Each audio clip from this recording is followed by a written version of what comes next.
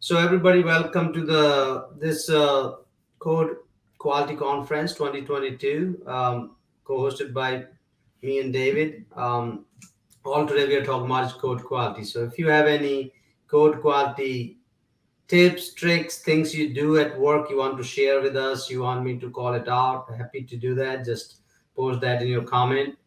Code quality is something we don't talk a lot about in publicly. So if you go to any conference, hardly anybody's talking about code quality. Maybe there are some sessions on debugging and tools and tips and tricks, but that's about it. So today my goal is really combine the code quality with building better software. um, and I want to more talk about philosophically than the tools, showing you exactly how to do it and why. If you are building a software, and when you're building a software, means anybody involved. It's the architect, the lead, the developers, even the testers, everybody, people involved, how they should be thinking about building the software. Uh, this is going to be challenging. I can scroll through these slides. Yeah, you can skip that, Simon. As soon as I take a pause, you can just go to next slide. So it's hard to build a better software unless you understand why are you building a software. Okay, a lot of people, they just jump in with this, let me start building something. And in most cases, you're probably building software for a business. And to build a software for business, to build a better software for business, it will be difficult for you to build a software for business if you don't understand the business. And that's where a lot of problems comes, is a lot of developers, they don't understand the business, they don't understand the customers, they don't understand how the end user is going to use the software. So first thing to build better software is to understand the business and its users. And what are the goals when you're building the software? You always have to keep in mind these three goals. You have to have a good quality, highest quality possible. I'm sure it's not that easy as typing right here, me saying it, but you have to have a good quality software. It has to be the lowest cost and shortest time. So if any of these fail, the software will fail. For example, if you don't have a good quality, you have a poor quality software, you could be the lowest cost and shortest time, it will fail. If you have highest quality software and you did it quickly, but it's really high cost, it costs you millions or millions of dollars, chances are company won't approve it or there's no budget left. If you have really lowest cost and highest quality, but you're taking like 10 years to build it, it's not going to work either. Okay, so all those has to come combine, and it's hard to do all that. The only way you can do that is when uh, the team understand the whole concept of why are we building software, what are See you our there. goals, what are Hi our everyone, I'm in users, Nagpur right now for all Monday those sales event. combined. Tomorrow we have an Oh, event in this city. This is event okay. number. Also, I'm So with that said, looks like really excited for Simon, you tomorrow. are on the Hi um, everyone, I'm in yeah. Nagpur right. Okay, Simon, your noise coming. Okay, thank you. So let's think about the software life cycle, and I will break down each of these, life cycle phases, if you call it. How you build when you're building think of building a software. What are the things you can do to build a better software, and then you can think about, like, am I following the right, approach here? And in the second half of, by the way, second half of this show, which in 10 15 minutes, I'm going to bring one of the experts and friend of mine, Chris Love. He is expert in building better software, at least from the front end side. So he's going to come, and I'm going to kind of talk to him, and he's going to share his tips and tricks. He's already in the behind the scene here. So stay tuned for that. So when you think of this, building better software, the first thing is start with the requirements. And as I said earlier, if you don't understand your business and you don't understand your users, it won't be possible for you to build a better software. You're just going to sit in your cube and writing code. That's not how you build software. So first of the thing is, when you're getting these requirements, either written or you are using a Agile or Jira board, or doesn't matter what tool you're using, try to relate those documentation with the real users. If you don't know who the users are, you don't know what businesses they're going to use that, where the business is, try to learn more about it. You can just say, hey, can I talk to the users? Can I understand? Because unless you understand that, it'll be hard for you to even build a UI, right? Because if your user is a 60-year-old who is non-technical and you're building a screen for them and you're designing if the screen for somebody young who's 20 years old, it's two different audience. So first thing is start with that is understand your end customer who are going to use your software. And David talks about this in his code quality shows all the time. So that's the first thing is I see a lot of developers, they don't understand requirement. They'll get requirement from technical folks like architects or project manager. Hey, here's the task, go do it. Like, oh, create a form that will capture the customer data. Yes, but do the people even know what the EST, and you have to understand what these users are used to it. Okay, some people, are they using all Windows? Are they even used to new latest browser features? You have to understand that part. So first thing is requirements. Let's keep moving. Second thing is design and architecture. And in the first session, Joe talked about design patterns. So design and architecture is important. In most cases, it's not usually the developer who's involved in that. Sometimes they are, senior developers are involved, depending on the size of the project.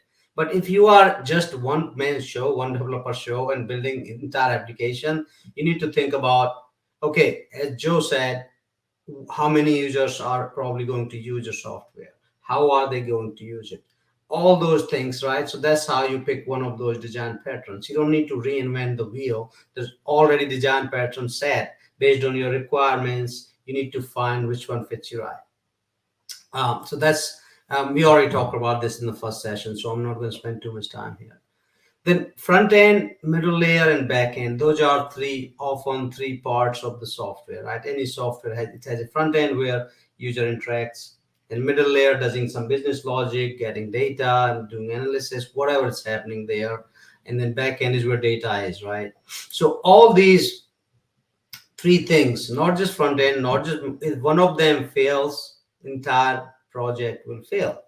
If you are designing a database and you are using SQL query, they are not optimized, or they are not, they're bad. If your SQL query is saying 2 minutes to just execute, it's gonna your front end is not gonna work, right?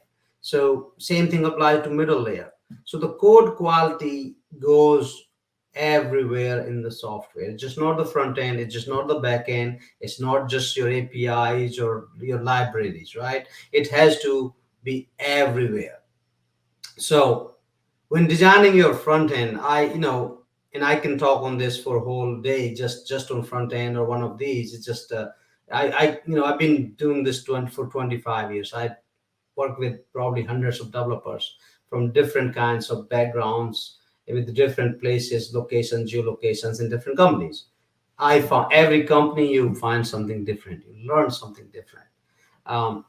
So the biggest, and again, Sean also posted that comment, the get it done mentality, right? So we developers have this get it done mentality because it's not even our fault, but it's sometimes businesses, as Dave said, businesses wants to get things done faster and move it to their customers.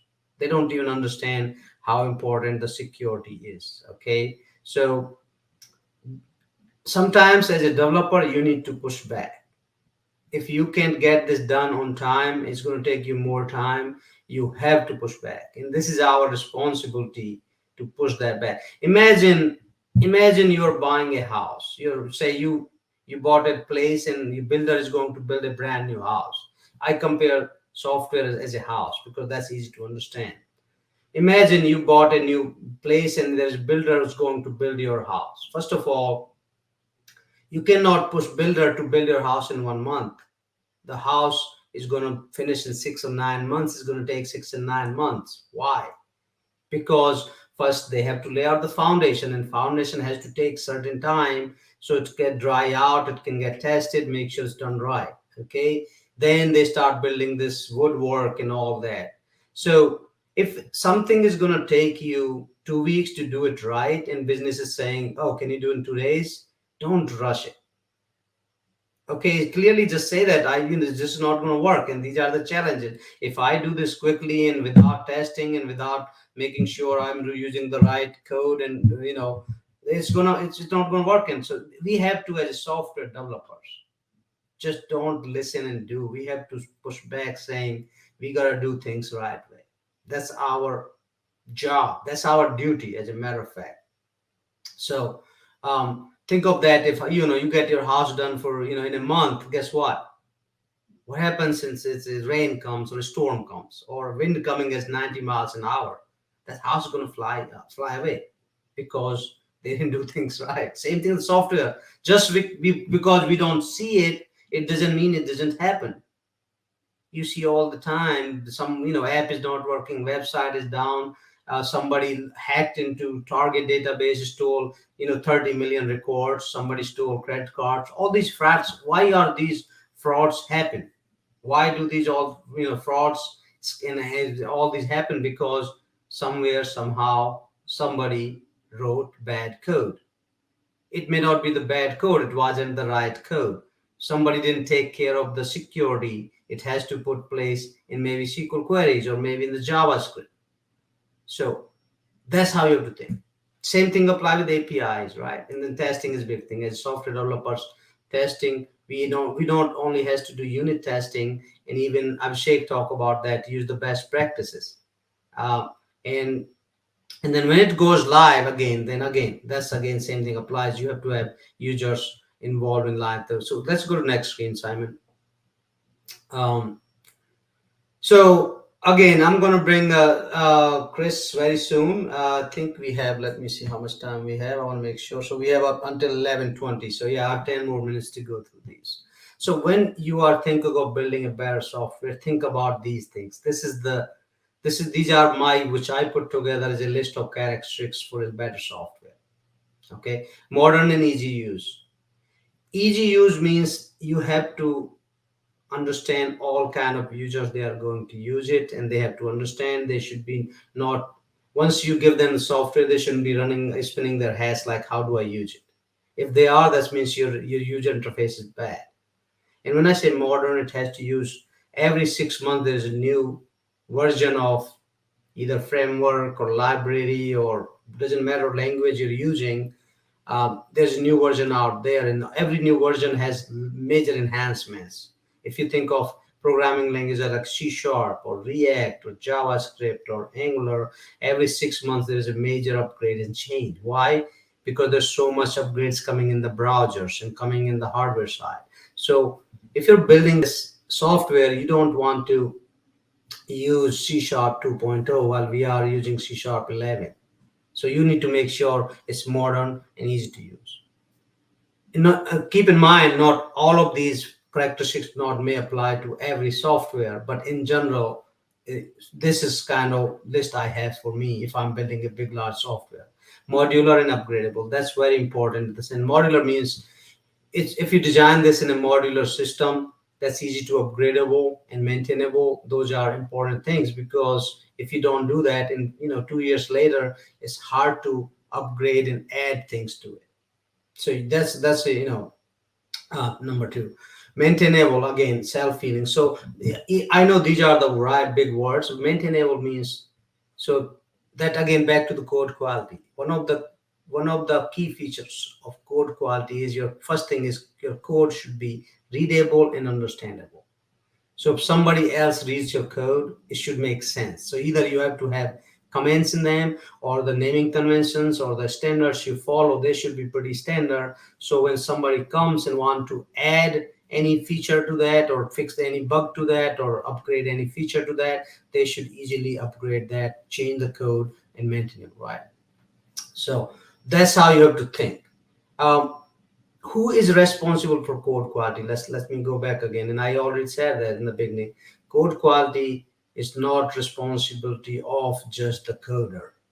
It's also the architect, the team lead, the project manager. Technically, if it's a technical project manager, yes, and every team coder who's writing, because architect has to basically put the foundation of the standards, like, hey, this is how we are going to write code, these are our standard.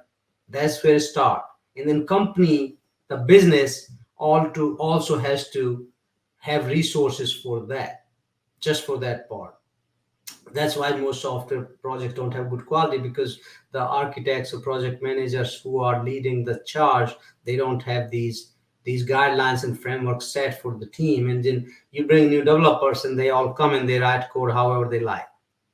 That's what they do. So we have C# corner application. It's so old, and over the time we have so many people jump in there. So if you look at the code, it's it's like in India we call it khichdi. It just somebody wrote code this way, somebody wrote code this way, somebody wrote code this way. So you don't want to do that, and that's a role of architect and the project manager, and also do the code review side by side. If new developer join the code, whatever they write, some companies follow the standards, but that's the point. If they're following standards, they'll have better project, better software out there. Flexible and adaptable systems, self-explanatory. Adaptable means really, let's say, new things come out. It will be easy to adapt, right? Portable. This is a new thing coming in these days. Right now, I'm seeing a lot is that some of the companies, based on their requirement, they're like asking a lot, hey, we are running our software on Azure, how can we move this to AWS, or vice versa. So you don't want to build a software that only runs on one cloud or one kind of hardware or one kind of operating system. So for example, if you're building code in .NET, you will probably want to use .NET Core because it supports all the frameworks. Okay, you don't want to say, oh, it only runs on Windows. That's a problem, because sure, your company today may be saying we don't care, we only uh, have Windows machines now or Windows servers. But in future, what happens in 2 years later, new CIO comes and say, hey, we are going to use AWS or Amazon, or AWS or Azure, and we're going to use Linux operating systems. So those are the things you have to consider. High quality. Quality, we already talked about this today. All day, this whole conference is about code quality. Secured. Security and performance are those. And performance, I will talk less because I'm going to bring Chris in 5 minutes as a guest. But security, software developers do not think about security. Okay. Mahendra says, I love khichdi. Khichdi is good. It's awesome to eat, but it's not awesome to make khichdi in your program. Don't build a khichdi software, because then it'll be a problem. Um, so yes, so back to security. Developers don't even understand security. So if you are a senior developer or you're trying to be an architect or lead, you want to make sure the security. And I had whole just one session on security. Security doesn't mean the having the hardware security or server security. Security also means security in your code, security in front end, security in back end, security in your libraries. Every part of that has to be secure. And we can go on that, so I'm not going to spend a hour on that part. Open and intelligent, that's it. These are new things. So this is all about building modern software. If you are not building modern software, you may not be aware of these, but open systems are the new thing these days. Open and adaptable is very important. What does that mean? That means in today's world, systems are not closed. They talk to other systems. They want data from some other places. They want to give some shared data to other softwares, especially if you're building a software for enterprise. There may be a HR system you're building for enterprise. In 6 months later, you want some of the data from HR, like and how number of hours of employees work in a inventory or billing system, right? Some billing system may have some um, whatever invoices and all that, which accounting system may want just how much invoice we did to customers. So the way you should design when you're designing these systems is they should be open and intelligent. Intelligent means you got to use some kind of machine learning, a kind of some kind of algorithms. So some of the things system knows and do itself. Again, and this is another big topic itself here. What does that mean? I'll give an example. Perfect example isn't intelligence means is that, let's say website goes down. What should happen if website goes down? Well, right now, if some website goes down, so I have to call a developer like, hey, did you check the website is down? Can you see what's going on? What if I'm sleeping? So the smallest thing the system can do is if something goes down, notify the people right away. who are the responsible parties. Either it's the developer or the support or whoever that is, like, or maybe send everybody in. So that's the smallest thing, being intelligent. Second thing is, let's say system has multiple components and one of them fail. Let's say there is service running in the background and service fails. Well, how do you know? The system should know that. Your software should know that one of my service I'm using to do certain things has failed. That means let me either try to fix myself. If you can't fix yourself, that's the last one, self-healing. So these days, there's a lot more system they are being built is self-healing because they use AI and machine learning. Means if I need to, let's say, perfect example, I see this all the time. Let's say you have website like C Sharp Corner. Our website C Sharp Corner used to go down a lot because hard drive will run out of this space because the SQL log was so much, because we get millions of users every month and millions of users are doing tens of things every day, so their log files used to be so big. Every day it was like hundreds of MBs. In 10 days our one of the drives was filled and there was no space, and system will say, oh, error. So the software should be self-healing, means as soon as it recognizes that 50% of the hard drive is filled, it's to start cleaning up or start backing up somewhere else if we need that.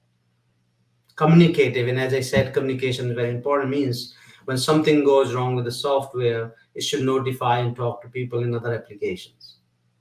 This is what makes better software. That's software. You need to think, if you are an architect or a senior developer and responsible for building a new software, you need to think that software is a live thing. It needs to survive itself without extra outside support. Once you start thinking that way, you will build better software. Next, Simon. So, what are the best practices for software builders? Well, first of all, stop thinking about code, stop thinking about getting the coding done. Think about a problem solver. Try to understand the problem.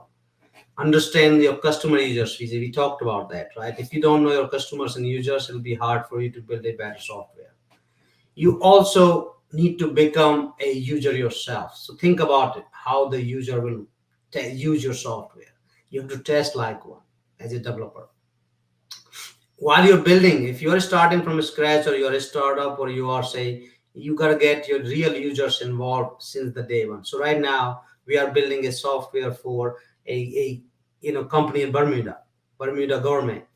So we have 6 people from that government. They every week they work with us, they review the screens, they review anything we launch, they give us feedback right away while we are building. We are not going to wait until it's built and done, because that's how you build better software. Get your users involved while you're building it. Deliver fast in small pieces. That's very important. You don't want to take 3 months or 4 months to deliver something to users, and later they find out that, oh, they didn't like it, or that's not how they use it. So goal should be every week or every 2 weeks you deliver in small pieces, and then let them test drive it and give you feedback right away. And again, stay up to date with the latest software. You can't be just writing code. I still see people writing code. They don't even know what new features are in C Sharp 10. They don't even know what records are. They're still using things old way. That's like you're going to a war, you are in an army, you're going to war, and you don't take the latest gun and you're fighting with like, swords and knives. What will happen? Think about it. Uh, so another thing is, they fall in love, and I did myself as well in early days. They fall in love with a certain software stack. Oh, I love JavaScript. I love Node.js. That's the only thing I can do. Oh, I love C Sharp. I love ASP.NET. That's the only thing I do. But in today's world, you need to know all these things, like what is the best feature in this. Can I use my components or API in C Sharp and .NET, because that's the fastest language out there. You don't need to just fall in love one thing because that's what you're used to. This is just being lazy. You think, oh, I only do Node.js and I'm expert and that's the best thing out there. Sure, you will say, because you don't know other things. You have never used other things. And that's where a lot of developers, they just have this one mindset, oh, I'm just going to do that. But if you want to build a better software, you need to look at all the options and pick and choose what fits you best, right? It's like, you go to you go to a market, farmer market, you just don't pick one fruit every day. You pick different fruits, either, because you want this, what you like. So anyway, with that said, hopefully so far you have helped. This will help you think about how to build a better software.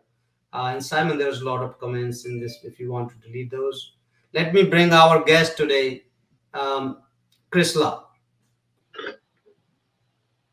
Hey, Hey, Chris. Sorry about the late. You were waiting for a while. it's all I, good. I, I took a while. I was just talking about different things. How are you today? Doing great. Uh, I gotta say, I really agree with all the stuff I've been hearing. I've been like sitting here for the last hour, kind of watching what's going Oh, on in the nice. previous session and stuff. And, Nice, nice. it's So you want a to lot of tell good people comments. about a little bit your background, what you do, and why are you here, and how you are also engaged with C Sharp Corner, and then I'll ask questions. Oh, sure. So I guess I've been a professional developer, primarily web, since 1992. That was the first time I got paid to do something for the web. But yeah, I've done thousands of projects, and I really identify with a lot of the statements that you and David and whatnot were making before. Um, just bringing back a lot of memories of different projects along the way. With I really appreciated the previous session was talking about coding standards and things like that. Just being good at it, and it really does help. So one of the things that I've gotten known for, and I'm really passionate about, is uh, performance and speed, really trying to make a good experience for the end user. And that's kind of I guess one of the things that helps me stand out, a unique selling point, is that I really kind of think from that angle. And I really appreciate the fact that you had those bullet points in your list, is actually understanding the customer. Because I can't tell you how many stakeholders or clients that I've had along the way that didn't want me to actually communicate with the stakeholder. Then we're frustrated when the stakeholder, not the stakeholder, but the final end user and stuff, and we're frustrated when they didn't necessarily engage with their vision of what was going on when I was trying to get another way. And here lately, uh, you've engaged me to really kind of go through and redo. We've kind of bounced off on this for the last few years. Redo the C Sharp Corner website to really kind of make it a modern platform. And we're going to hopefully re-architect a lot of the stuff. And exactly what you said. There's what I call a lot of scar tissue. I mean, the code base really has been there for almost 20 years or more. Yes. Um, and like you said, there's been a lot of developers who kind of had their fingers and hands in it, and things all over the place. I was trying to go through the code. And, yeah, I was getting lost, trying to find the code. And I've talked to some of the developers, and they get kind of lost trying to find where things are too. And there's just so much stuff. So hopefully we're going to optimize, clean things up, and bring it forward, so we've kind of got a new, fresh base. And we got lots of challenges. We got data migration, things like that. But hopefully we'll have a really good uh, experience going forward, because we've got a lot of big plans for what it's like to actually be a member of C Sharp Corner. And so we want to make sure that the experience is essentially top quality, modern. Uh, and for me, I want a really fast user experience, and we're marching that way pretty fast with what's going on. So Yeah. hopefully we'll have something that people can start actually feeling in the coming weeks or so, and we'll go there. So Yeah. yeah, So let's talk about the right now. Let's focus on the front end and the performance, right? So when you are architecting a new application, right, okay, and you say, okay, we're going to do the user front end screens, UI, and hmm whatever. So what are the some things that our developers who are watching this show? There's a lot of people watching on YouTube live. What are the certain things and tips and tricks you want to give people in 5 minutes, that sure, hey, this is how you should be building your UI, and right. yeah, just some things, So yeah. So really, there was a big titanic shift of the web um, back in 2014 when the service worker Excuse was me. was released and supported in Chrome, and then in Edge and Firefox, and Safari's adopted it. So it's ubiquitous these days. But at this point, I don't think very many developers understand progressive web apps and a service worker. So I try to, when I build things, I think of things completely inside the browser, running self-contained. And how can I architect that so that it's fully functional if the user's offline? So I think that if you can build a front-end experience where the user can completely go into airplane mode and still use your site or your application, and it be very fluid and very fast and responsive, I think you've got a winner there, because then it's going to work great even over good bandwidth and stuff. The other side of that too is if you do architect the front end with the service worker and the caching correctly, you're going to get a better server performance. There's going to be a lot less demand on your server, so like you can look at your like network bandwidth cost, your CPU cost, all those kind of things can go down, and you can use less hardware or virtual machines or however you're doing it, and really kind of optimize where's the most efficient place for whatever processing to happen, and can I cache something to keep from having to go back through essentially the logic that has to reproduce that piece of that resulting piece over and over again.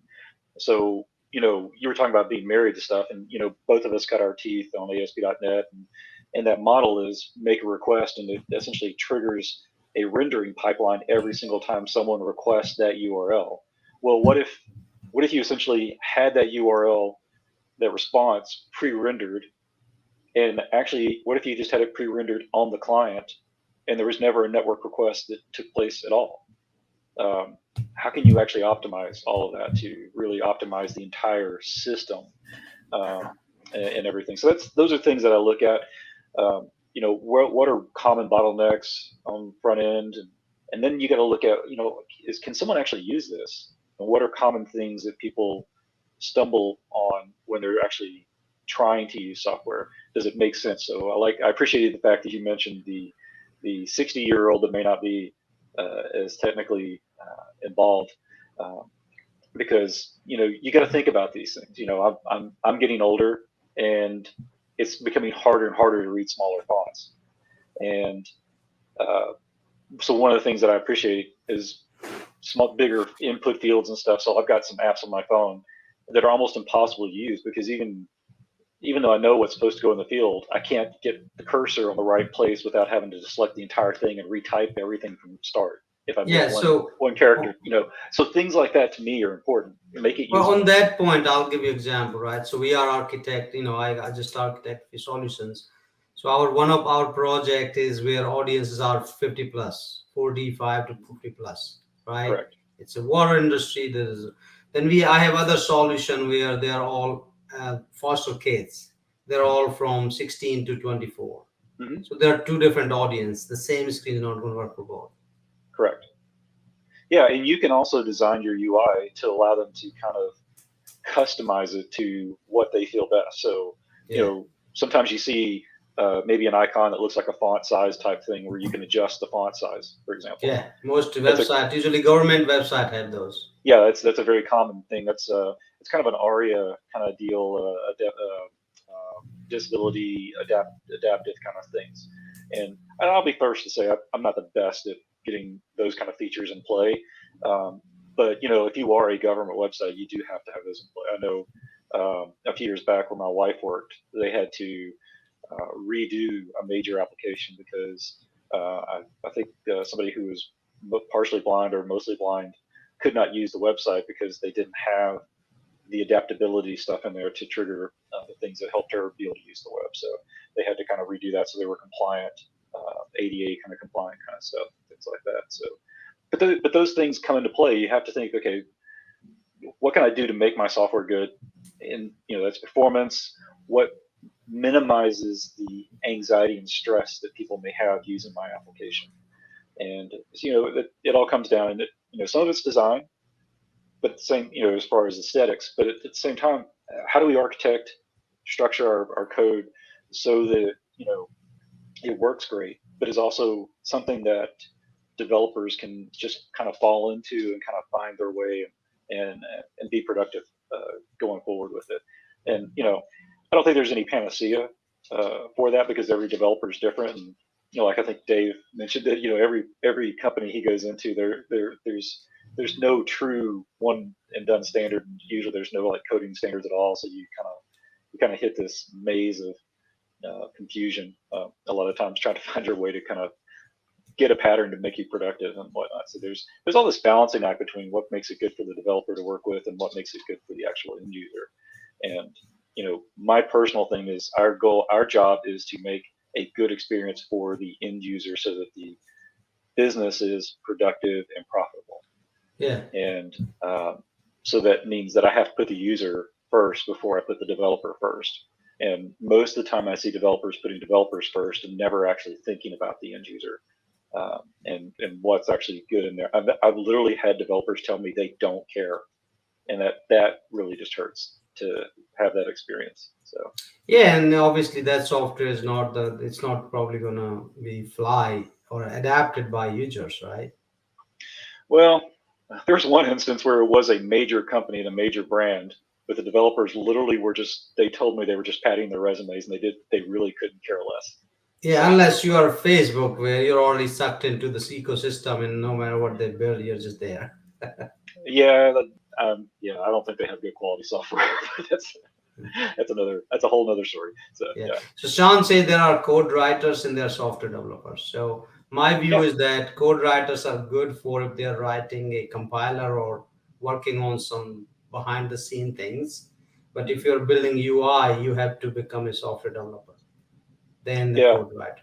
Yeah. One of my college professors, I really understand. Once I became an adult, let's say, and got out in the real world, I really appreciated something he kept telling me.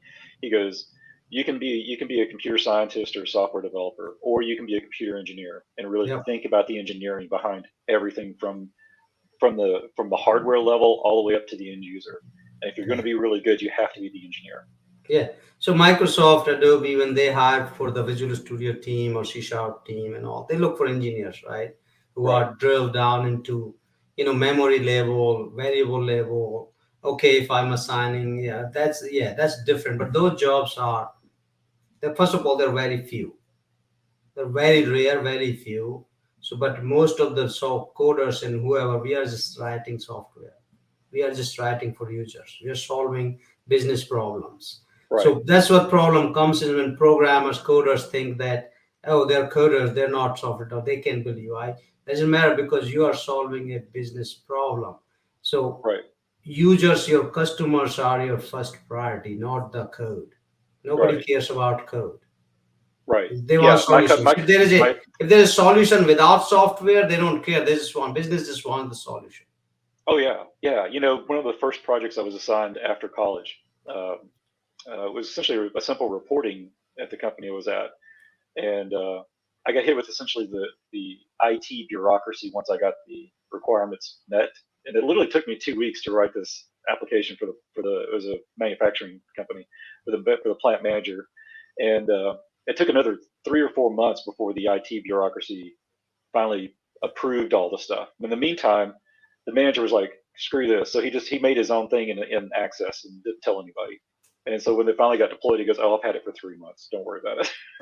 Yeah, so, yeah, so yeah, if you don't give them what they need, and like you said, in a timely fashion and whatnot, they're going to find another way to do it. It may not be pretty or anything, but if it's enough that they're happy, they're going to be happy with it. So yeah, you got to find yeah. the, And the back place to to do that, it. there is I know a large corporation. They have this software. They bought it for I think $8 or $10 million. Hmm. It's so hard to use. People Yes, don't use it. They're still trying to figure out do their work in different ways. yes, They'll still I make have seen that notes on so many iPads. times. They'll Hmm. just make note iPads, then they'll come to the office and fill data there. Because this software, when they try to load on their iPads on site, it doesn't it's slow. It's Yes. clunky. Like we Oh yeah. don't have time to go through this. Oh yeah. I've So had I've had plenty of companies come to me. They're like, our software is too slow. Our competitors' experience is faster, so our customers are going to the competitors because their software is faster. Basically, we've yeah, got better products, but the way to actually purchase or sign up for the products is just not good. So yeah, yeah. yeah. Well, that's great, Chris. I think that was great insight. A lot of hopefully, I mean, everybody who's watching, hopefully, you guys learned something from our experiences. Yeah. So again, when you go back and start writing, banging the keyboard, think a little bit more. It's code. I always say that writing code is something, you can always do, right? Right. But with that, if you also keep in mind who your user or customer is, who you are building for, it's like you are a what you call it, I don't know the right word, but let's say creating these t-shirts. Mhm. Doesn't matter what you love, it's people who are wearing them has to love that. End of the day, Right. that's the adoption. That's how you're going to become successful.